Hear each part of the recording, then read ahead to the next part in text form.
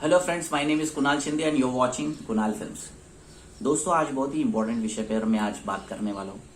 आज मैं बताऊंगा कि अगर आप अपनी फिल्म में, अगर कोई फेलो राइटर है, अगर वो सोच रहा है कि मैंने अमिताभ बच्चन के ऊपर कंसेप्ट लिखा है, मैंने शाहरुख खान, आमिर खान के ऊपर कोई कंसेप्ट लिखा है, तो किस तरह से वो लोग मेरी फिल्म में काम करेंगे, इसका क्या प्रोसेस होगा, इसके क्या गाइडलाइंस होगी, इसके क्या रूल्स होंगे, किस तरह मैं उन तक पहुंचूंगा ताकि वो मुझे मिले और वो मेरी फिल्मों में काम करे, तो क्या होगा दोस्तों। तो इसी के बारे में आज हम लोग बात करेंगे। Very important. दोस्तों, आप लोग ने स्कूल में देखा होगा, हम जब स्कूल में पढ़ते थे तो पावर पॉइंट प्रेजेंटेशन हमने सुना होगा, Word, Excel, PowerPoint, right. हाँ, आपने अभी पीडीएफ भी सुना है। अगर हम किसी को स्टोरी भेजते हैं या किसी को कुछ भेजते हैं, या अभी कोरोना वायरस के जो भी आते हैं वो पीडीएफ फाइल में आते हैं। गुम हो रहा है क्योंकि व्हाट्सएप पे भी पीडीएफ फाइल अभी सेंड हो सकता है डॉक्यूमेंट फोल्डर से। तो उसी तरह से बड़े एक्टर को आप अचीव कर सकते हो। प्रोसेस क्या है? PDF, PowerPoint presentation. जी हाँ दोस्तों, कोई भी बड़ा actor without PowerPoint presentation आपकी फिल्म नहीं लेता, बिल्कुल नहीं लेता। चाहे फिर वो आमिर खान हो, अमिताभ बच्चन हो, शाहरुख खान हो, कोई भी बड़ा एक्टर, रणबीर कपूर हो, रणबीर सिंह हो। तो ये लोग क्या करते हैं, देखिए आपको किस तरह से पावर पॉइंट प्रेजेंटेशन बनाना है। पावर पॉइंट नहीं, एक प्रेजेंटेशन के रूप में मैं आपको बताता हूं, क्योंकि अमिताभ बच्चन को कास्ट करने के लिए कम से कम 1 लाख रुपया का प्रेजेंटेशन तो बनाना पड़ता है। लाखों का प्रेजेंटेशन कैसे होता है, देखिए दोस्तों। अगर पहली पीडीएफ फाइल अगर देखे प्रेजेंटेशन में, अगर पहला पीडीएफ फाइल खोले तो उसमें आपको सबसे पहले डायरेक्टर की बायोग्राफी होगी कि डायरेक्टर क्या काम करता है। एक डायरेक्टर का डिस्क्रिप्शन लिखना पड़ेगा कि डायरेक्टर ने क्या क्या काम किया है पहले। अगर ये नया डायरेक्टर है तो इससे पहले इसने क्या किया है, ये क्या एजुकेशन करता था, ये कहाँ रहता है, ये किस तरह से, एक शॉर्ट, एक ब्रीफ में उसके बारे में डिस्क्रिप्शन होगा। नेक्स्ट जो है ये प्रोडक्शन हाउस, कौन अमिताभ बच्चन को कास्ट करना चाहता है, हम कौन है, हमने कितनी फिल्में प्रोड्यूस की है, हम किस तरह से बात करेंगे। क्योंकि बच्चन तो आपको जानता नहीं है, लेकिन वो जब आपके बारे में पढ़ेगा तो उसको अंदाजा होगा कि हाँ, ये प्रोडक्शन हाउस की ये फिल्म मैंने देखी है, अच्छा ये जो डायरेक्टर है उसकी मैंने ये फिल्म देखी है। हाँ, मे भी अगर नहीं देखी होगी तो प्रोड्यूसर देखेगा, नीचे प्रोड्यूसर का भी बायोग्राफी होगा। ये लोग पैसे लगाना चाहते हैं, ये प्रोड्यूसर है, ये प्रोड्यूसर जो है वो इन्होंने कम से कम 5 से 6 फिल्में की है।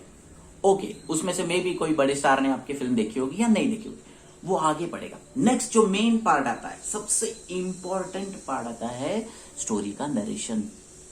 ये स्टोरी किस के ऊपर है, समझ लो। अगर ये स्टोरी है कि अमिताभ बच्चन जैसे ये स्टोरी पढ़ रहे हैं, कोई हिंदी में भी लिखता है, कोई इंग्लिश में भी लिखता है, ज्यादा करके इंग्लिश प्रेफर करते हैं लोग क्योंकि वो थोड़ा सा प्रोफेशनल लगता है।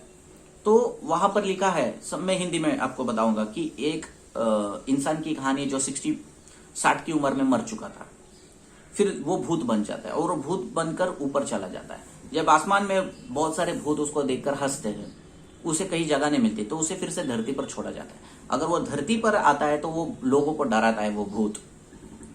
सब कहते हैं यार ये तो भूतनाथ है, यहाँ पर भूत है। वो उसे देख नहीं रहे लेकिन वो उसे महसूस कर रहे। लेकिन उसे एक लड़का देख सकता है, एक लड़का उसके साथ बात करता है, एक जगह एक लड़का उसके साथ मिल सकता है, उसको देख सकता है, उसको टच कर सकता है, और वो भूत भी उसके साथ बात करता है। तो फिर उनकी दोस्ती बन जाती है, फिर आगे का कारवां शुरू हो जाता है। बच्चन बोलेगा why not, Bhootnath super story, मैं करना चाहूंगा ऐसी फिल्म मैंने नहीं किया। तो यूनिक स्टोरी, अगर उसे पसंद आए वो हाँ कर देगा, अगर उसे पसंद नहीं आए तो होल्ड पर रखेगा। उसके बाद की नेक्स्ट बात आती है कि डिस्क्रिप्शन। फिल्म का डिस्क्रिप्शन क्या है, नेक्स्ट वे में आपको फिल्म का डिस्क्रिप्शन, ये फिल्म हम नए जो कैमरा है मॉन्स्ट्रो कैमरा में सिग्मा लेंस के साथ शूट करना चाहते हैं। इसका फिल्म का रेशियो होगा 9:16 और जो भी है 2:3:2 जो सिनेमास्कोप रेशियो होता है, उस रेशियो में हम बनाना चाहेंगे। इस फिल्म के जो दिन है ये हम लोग जनवरी 2021 से मार्च 2021 में करेंगे। इस फिल्म का बजट लगभग 50 करोड़ से 80 करोड़ में होगा। अगर बहुत लोगों को पता नहीं है तो मैं ये बात बताना चाहता हूँ कि अमिताभ बच्चन अभी कम से कम 15 करोड़ रुपीस चार्ज करते हैं एक फिल्म का, चाहे फिर वो कैसे भी हो। पूरा फिल्म का आधा बजट वो ले लेते हैं, 15 करोड़ रुपए वो चार्ज करते हैं हर फिल्म का। अगर आपको पता नहीं तो मैं बताना चाहूंगा, ये अभी रिसेंट।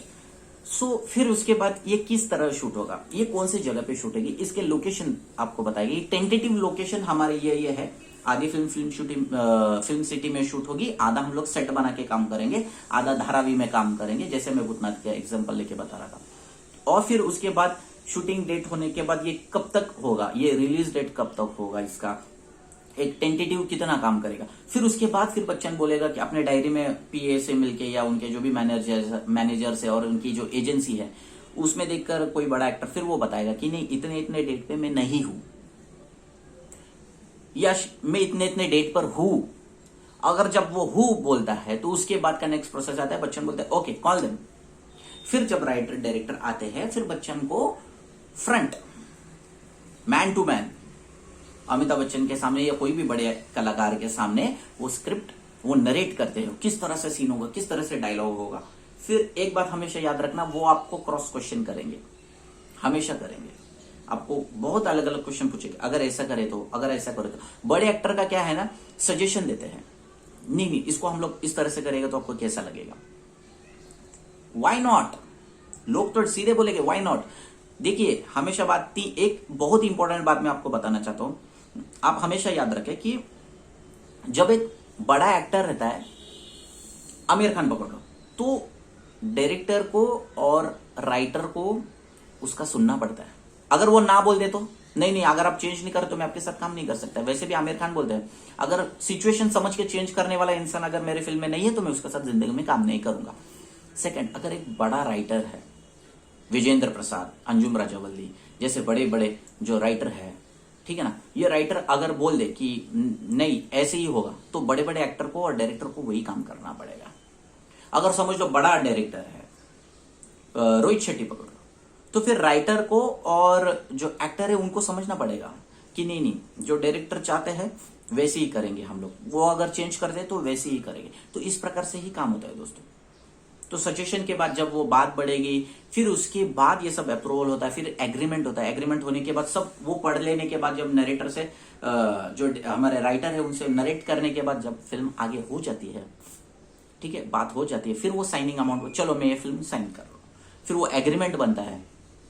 एग्रीमेंट में वही सारी डिटेल्स होती है कि मैं ये करूंगा वो करूंगा। बड़े लोग के लिए क्या साइन कर दिया, जैसे साइन कर देते हैं उनके हाथ में 5 से 10 करोड़ का चेक आ जाता है और इस तरह से काम मिल जाता है। साइनिंग अमाउंट में उनको आधे पैसे मिल जाते हैं, फिर आधे शूटिंग के डे 1 में मिलते हैं या day mid of the shooting मिलते हैं या फिर एंडिंग ऑफ द शूटिंग मिलते हैं। अगर आप कोई नए राइटर है तो हमेशा याद रखना कि जब तक डबिंग नहीं हो जाती पैसे पूरे मत देना। 3 डिवाइड में हमेशा पैसे देना। फिल्म एक साइनिंग अमाउंट दे देते हैं, एक पहले दिन की शूटिंग में देते हैं या तो लास्ट दिन के शूटिंग पर पैसे मिलते हैं। और जब छोटा सा अमाउंट बच जाता है आपका 20% या 30% जो अमाउंट है उनका, तो हमेशा डबिंग के बाद ही दिया करें, नहीं तो आर्टिस्ट आके सब कुछ फिल्म कर लेगा और फिर वो डबिंग में आपको डेट्स नहीं देगा। तो पैसे बचे होंगे तो आपको सब कुछ मिलेगा। तो ये एक एग्जांपल मैं आपको बताना चाह रहा हूँ। तो इस तरह से ही बड़े एक्टर को आप लोग काम मतलब अपनी फिल्म में ले सकते हैं। शायद ये आपको बहुत क्लियर होगा। ये जो नए मेरे जो नौजवान दोस्त है जो मुझे मैसेज करते हैं ये उनके लिए था। बाकी आप लोग तो बड़े हो, मे भी आप मुझसे, कई लोग मुझसे ज्यादा जानते होंगे। मुझे तो बस 10-12 ही साल हो गए, आप लोग 20-25 सालों से बहुत लोग काम कर रहे हैं। लेकिन मैं अपने तजुर्बे से बता रहा हूँ कि देखिए इस तरह से काम होता है और ये एग्जैक्टली ऐसे ही काम होता है दोस्तों। तो आप मुझसे बने रहिए और आगे बहुत सारे एक्टिंग को लेके, डायरेक्शन किस तरह से करनी चाहिए, डायलॉग डिलीवरी कितना है और ऑडिशन किस प्रकार से देना चाहिए, क्या एक ऑडिशन से आपकी लाइफ बदल जाएगी, क्या एक ऑडिशन गलत करने से आपकी लाइफ खराब हो जाएगी, ये सारी बातें मैं आपके तरफ रखने वाला हूँ, वीडियोस रोज लेकर आने वाला हूँ। आप मुझसे कनेक्ट रहिए। सब्सक्राइब कुणाल शिंदे। सिया।